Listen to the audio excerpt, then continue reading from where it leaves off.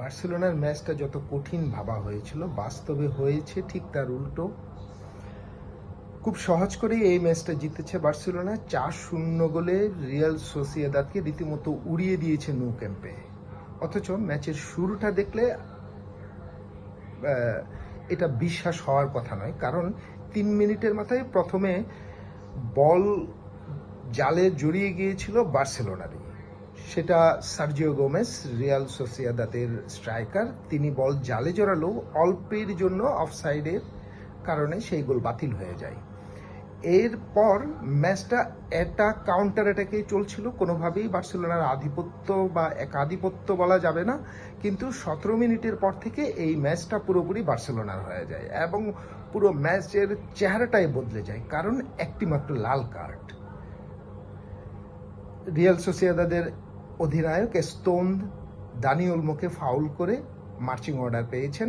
এরপর থেকেই তারা 10 জনের দল আর বার্সা পূর্ণ শক্তির দল। সুতরাং এইরকম 10 জনের দল বার্সার মতো একটা দলের সামনে দাঁড়াতে পারার এই কথা না, এবং ফুটবলে এটা কখনো সম্ভবও না। বিশেষ করে যখন প্রতিপক্ষ এমন প্রতিভাবান সব ফুটবলারের সমারোহ থাকে, সেই দলের বিরুদ্ধে কারো 10 জনের দল নিয়ে লড়াই করতে পারার কথা না। রিয়াল সোসিয়েদাদও সেটা পারেনি এবং একের পর এক তারা গোল হজম করেছে। 25 মিনিট থেকেই সেই গোল হজম শুরু হয়। Gerard Martin, defender, left back, তিনি প্রথম গোল করেন। এরপর কাসাদো, আরাহো এবং লেভানদস্কি, এই 4 গোলের হিসাব। আসলে ওই 17 মিনিটের পর থেকে তাদের ব্যাকলাইন চলে আসে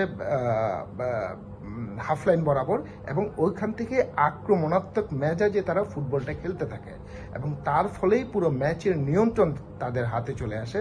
এবং এই নিয়ন্ত্রণের কথা যদি বলি তাহলে বলতে হবে দানি ওলমো এবং লামিন ইয়ামালের কথা। এই দুইজন গোল না পেলেও অসাধারণ খেলেছে। সেই তুলনায় বরং নিষ্প্রভ ছিলেন রাফিনা। তারপরও এইরকম ম্যাচে ম্যাচটা যখন আউট নাম্বার হয়ে যায় প্রতিপক্ষ, তখন এইরকম একজন তারকা নিষ্প্রভ থাকলেও কিছু যায় আসে না, বরং হলে যে এটা 6-7 গোলেও জিততে পারত।